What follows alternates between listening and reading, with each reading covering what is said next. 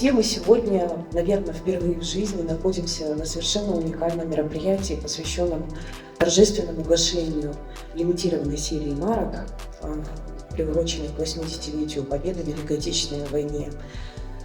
Эта серия марок посвящена воинам-кыргызстанцам, героям Великой Отечественной войны. Уважаемые партнеры и участники проекта, благодарим вас за поддержку и помощь. Подготовленная нашими усилиями серия почтовых марок «Кыргызстанцы. Герои Советского Союза» послужит общему делу сохранения исторической памяти народов, разгромивших фашизм в Великой Отечественной войне 1941-1945 годов, делу воспитания будущих поколений.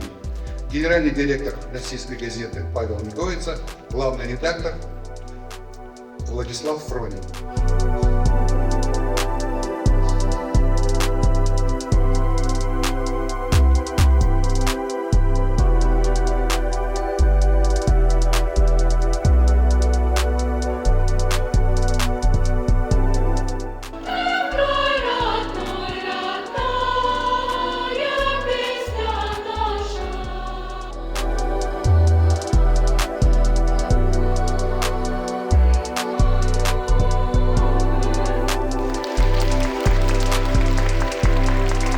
То, что традиция выпуска марок, посвященных центральным, главным, важным событиям в жизни человечества, продолжена российской газетой, это вызывает искреннее уважение и восхищение. Спасибо вам за эту инициативу.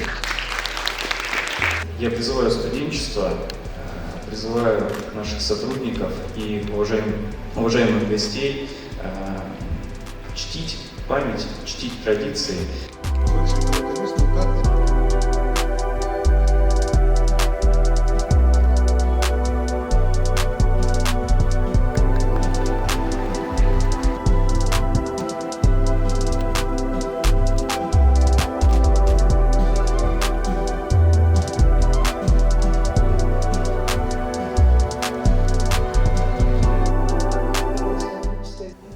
Сегодня у нас торжественное мероприятие, значит, по поводу ввода и гашения марок, которые были посвящены нашим героям-кыргызстанцам к 80-летию, значит, Победы в Великой Отечественной войне. У нас с Кыргызстана 73 героя-кыргызстанца были удостоены звания Героя Советского Союза.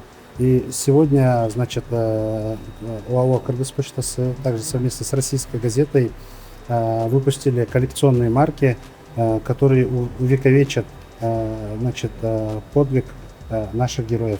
Вот такой тираж я могу показать. И все наши герои были, значит, запечатлены.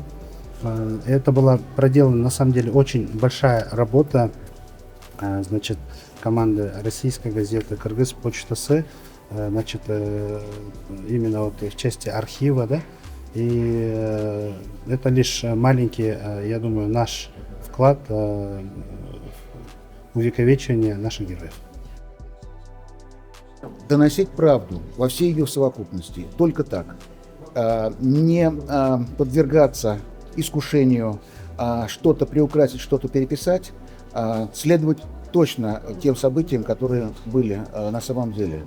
Любые попытки фальсифицировать историю Великой Отечественной войны должны быть пресекаемы немедленно и каждым нормальным, здравомыслящим, прогрессивным человеком.